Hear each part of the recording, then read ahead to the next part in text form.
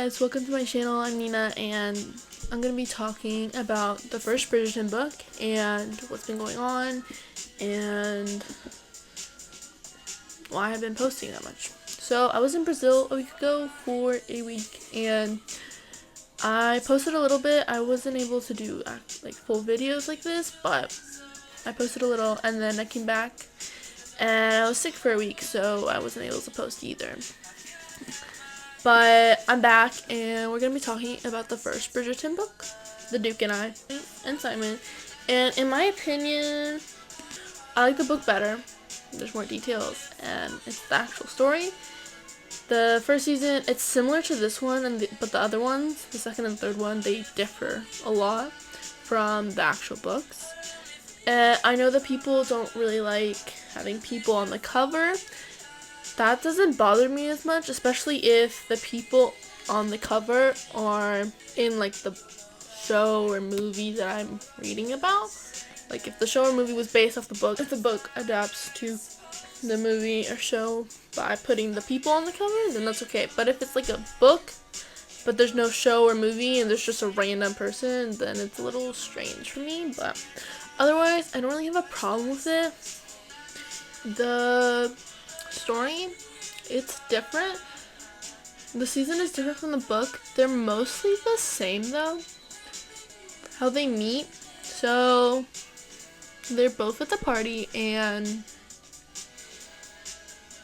Daphne's with Nigel, the weird old annoying guy who keeps trying to pursue Daphne, and Nigel's drunk and he's starting to get handsy with her, and Simon hears that. He's like wandering around the house of the party where the party's happening because he's avoiding the annoying mamas because he just became a duke, so now all of them want the duke to be, their daughter's husband and such. But he's just trying to stay under the radar and avoid people. But when he hears a commotion, he knows that he has to step in. And right as he's about to, she punches Nigel. Daphne punches Nigel, knocks him out cold. And then he, regains some consciousness a little. And then she punches him again, and then he's cold. He's knocked out. And so they have to drag him somewhere. He's not, dead, but, they drag him so no one sees. And then they agree to court each other, but fake. It's not real. And so that the mothers leave him alone, and so that suitors want her because they see her mostly as a friend because she has so many brothers. The suitors before only saw her as friend, but now that a duke desires her, now they want her. Then the way they get engaged is I might be wrong, but I'm pretty sure it's almost the same thing as in the season. But then, all that happens and she finds out that she can't get pregnant and that Simon was lying to her, and so she tries to get pregnant, and then he's so shocked he starts stuttering, and that's a major problem for him. He hates it. The thing he hates the most after his father. And so he ends up leaving to his other estate, and so they're separated, they're apart. She finds the letters that he wrote to his father as a kid, and she understands why she hates his father so much, but she thinks that she shouldn't let his father dictate his life, especially after he's already dead. And she thinks that just because something's imperfect doesn't mean it doesn't deserve to be loved.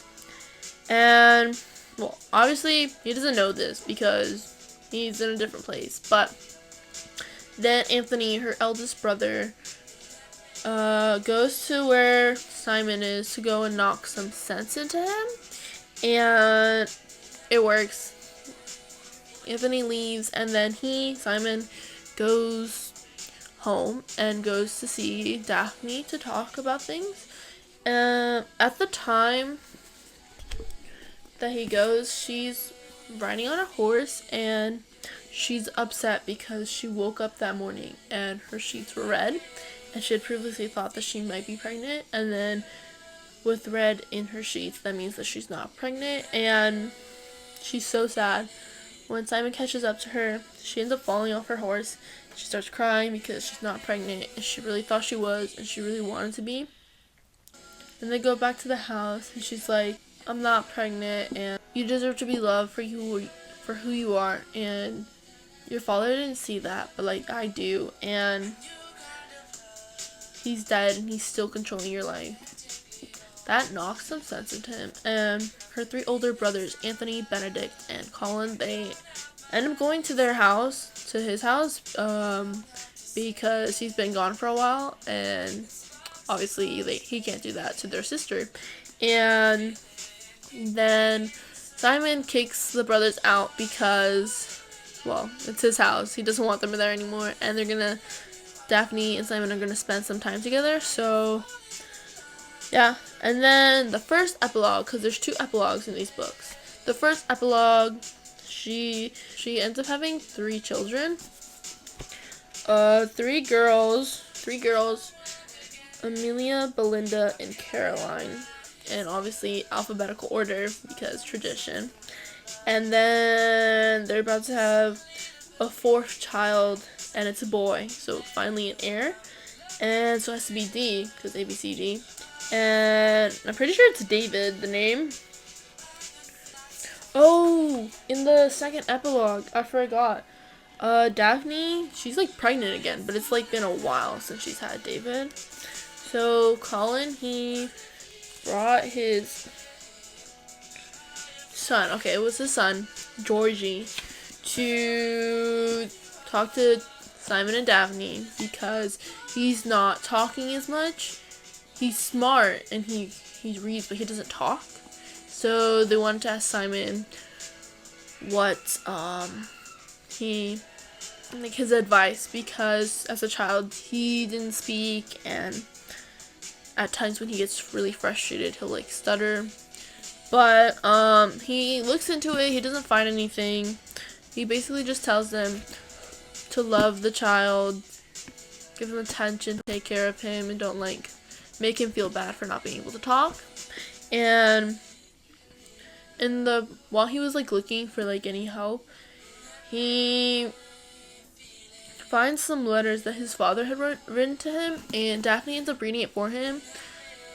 But the letters, they're basically just Simon's dad like saying stuff about the state and stuff, not really like apologizing or anything. So Simon ends up burning it because there's no like value in the letters at all. And that's The Duke and I, Bridgerton. And I really like this book.